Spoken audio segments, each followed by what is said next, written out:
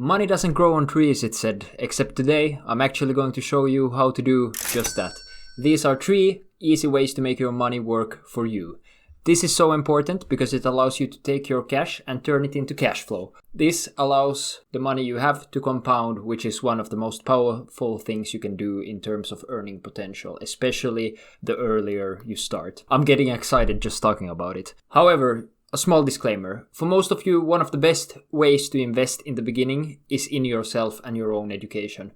Whether that is to learn a specific skill, take classes, or read more books. However, this I do not really consider passive, since it requires work from you.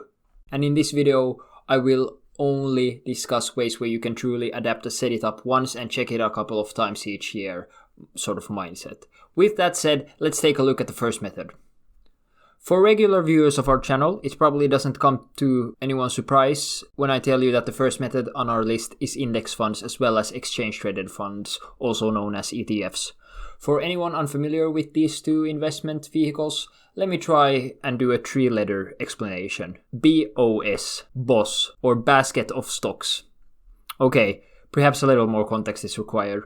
So, when you invest in an index fund or an ETF, you invest in several different companies through a fund. The fund gathers money from multiple investors and buys shares in multiple companies on their behalf. These companies are acquired based on parameters disclosed by the fund and can be said to track an index, such as, for example, the S&P 500 index. The only difference that matters to the everyday investor between an index fund versus an ETF is that while index funds take a couple of days to invest and withdraw money into and out of, ETFs can be bought and sold live on the stock market just like a normal stock. In a sentence, all of this allows individual investors to easily invest in the overall market with one simple purchase each month, which can be automated, without having to worry that one individual company might do really badly, and the overall returns on the market as a whole can be seen here. In general, it tends to return approximately 8% annualized when you consider a long period of time. If you live in any of the Nordic countries and want one of the easiest ways to set up such a system, check out this video. All videos mentioned are in the description for easy access for you guys. For everyone else, find a broker that offers Vanguard S&P 500 ETF, ticker symbol VOO, or something that tracks the same index, which honestly almost every single broker has something similar to that. For example, on the Giro, you simply search for Vanguard S&P 500 and boom, there you go. Whatever you decide to invest in though, please make sure that their annual management fees are as low as possible. At least below 0.5% is what I usually recommend. Now, next on the list, we have real estate investment trusts, or REITs. Have you ever dreamed of investing in real estate, but you don't really want to deal with banks and tenants and all of this annoying stuff? Well, I have great news for you. A REIT works very similar to an ETF, but for real estate. In 3 letters, BOP, a basket of properties. In fact, you can even own an ETF which consists of REITs. No, that's a lot of real estate. A REIT collects the money from multiple investors and invests it into income-producing properties. REITs generate a steady income stream for investors but offer very little in terms of capital appreciation. This means that they are a great vehicle to invest in an asset that starts producing a positive cash flow for you. Similar to a stock that pays a lot of dividends, only even more so.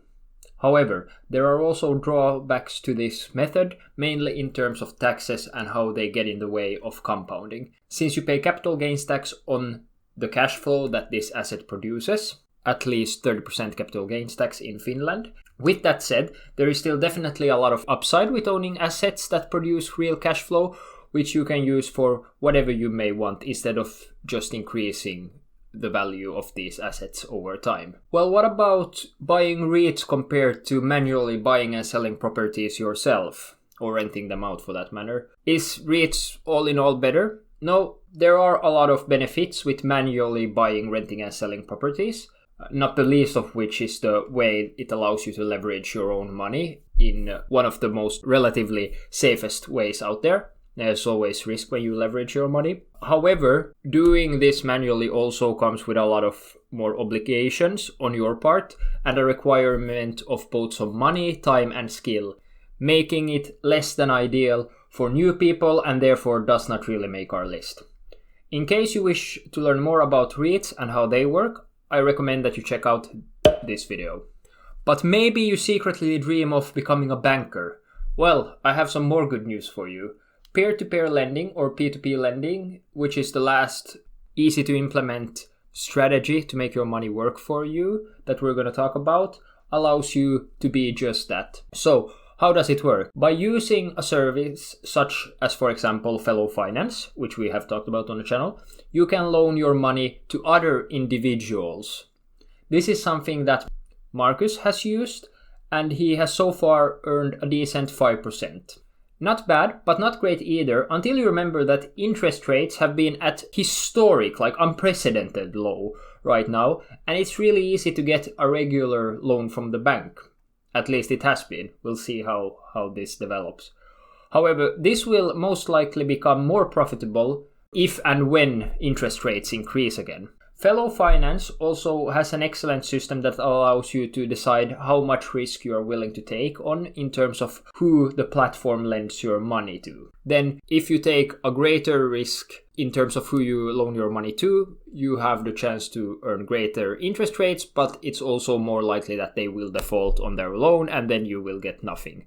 In addition, it has a great reallocation tool which can reloan your interest automatically for you as you receive it. This allows compounding to occur as efficiently as possible. Sadly, you still have to pay capital gains tax on the interest you receive each year, so your compounding will not be as efficient as, for example, in low-fee index funds or ETFs. But it is still another great way to invest your money that has the ability to produce more cash flow in environments where interest rates are high, which are also the same environments where normal investment vehicles usually suffer more, both real estate and investing in stocks. Now I want to ask two small favors from you. First, if you find this video helpful, please take a second to invest in the subscribe button and deposit a like on the video. Second, I'd like you to picture one person that you know which could benefit from the information in this video. Come on, think. Do you have that person in mind? Now share this video with them. Please help me to help them. And finally, here is the video that the almighty YouTube algorithm believes is best suited for you. Let's see if it's correct. And remember, happy investing!